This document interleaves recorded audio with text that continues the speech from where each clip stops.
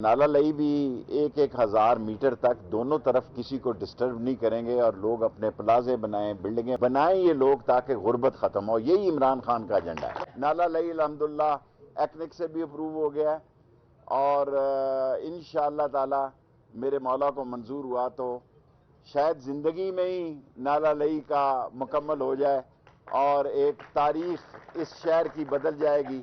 وہ سارے لوگ جو غربت میں جنہوں نے زندگیاں گزاری، ہزارہ کالونی، ڈھوک رتا، پیر بدائی، یہ سارے لوگ جو ہیں بیچارے جو یہ سب لوگ مل کے اپنے پلازے بنائے، پورا نقشے دیں گے، کسی سے جگہ نہیں لیں گے، کسی کو بے دخل نہیں کریں گے عمران خان کے دور میں انشاءاللہ. کیونکہ ہم نے ہمارے ملک میں قبضہ گروپ زیادہ سٹرانگ، ہم نے کسی اس شہر میں قبضہ گروپ کو سٹرانگ نہیں ہونے دیا اللہ کے فضل و کرم سے.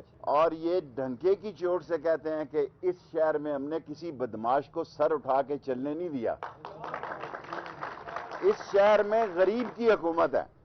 اس شہر میں کوئی آدمی یہ نہیں کہہ سکتا کسی کی ایک مرلہ زمین لی گئی ہو، کسی کی دکان لی گئی ہو، کسی کی جائیداد پہ قبضہ کیا گیا.